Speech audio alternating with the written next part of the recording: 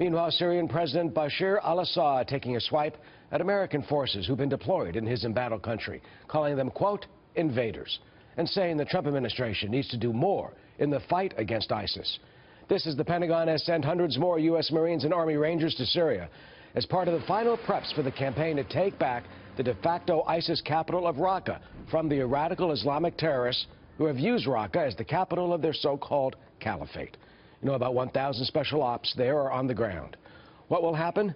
Ambassador John Bolton joins us, former U.S. Ambassador to the United Nations, Fox News contributor, senior fellow at the American Enterprise Institute, and chairman of the Gatestone Institute here in New York. Ambassador, the Army Rangers in Manbij, Syria, that's in northern Syria, are now flying the Stars and Stripes. Does this open up a new fight and front against ISIS that will succeed, or does it put a target on our backs? Well, I think it's almost certainly a reflection of President Trump's desire to move up the pace of the destruction of ISIS from the Obama degrade and destroy over some indefinite period of time. It may well be these deployments were planned previously, but I think this is part of the shift that we're seeing. And I think what Assad is doing is twofold. Number one, he's laying down the marker by calling Americans invaders that he thinks their presence in Syria is illegitimate. You know, invasion is usually considered to be an act of war. So it leaves his options open in the event that American forces come under fire by Syrian troops, by Hezbollah, by Russian aircraft, by who knows what. But second, I think it's also a way of trying to get the United States to find a way to accommodate him so there's not an artificial clash, and thus bolster his regime. I think this would be a huge mistake. I think it's complicated enough to bring ISIS down, which I hope will happen sooner rather than later. But the last thing we need to do is to arrive at some kind of understanding that preserves Assad in power, preserves Hezbollah in Lebanon, preserves the Iranian-dominated regime in Baghdad. It's fine to eliminate ISIS, the sooner the better, but we have to look at, in effect, I think, what the next conflict in the region is going to be. Well, what is that conflict, and how do we achieve the goals that you just laid out? Well, I think actually the second conflict, if I can call it that, is already underway. It is a struggle for hegemony in the region between a coalition on the one side led by Iran with the Baghdad government, which sadly they substantially dominate, the Assad regime in Syria, Hezbollah, and Russia as a key component, versus a motley collection including Israel and the Arab oil-producing monarchies on the Arabian Peninsula, Jordan, Egypt, and others.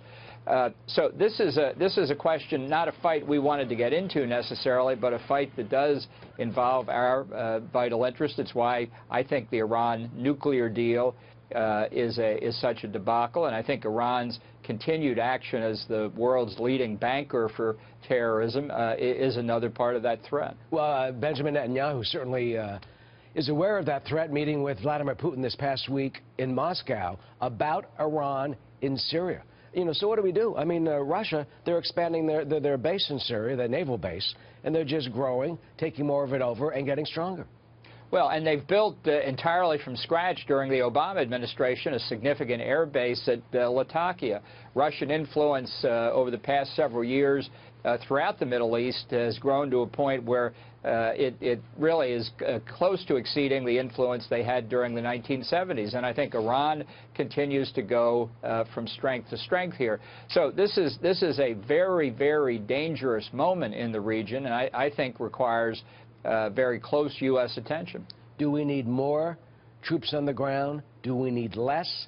And will these objectives be achieved, or are we just going to give it over and we'll remain with Assad and more Russian power?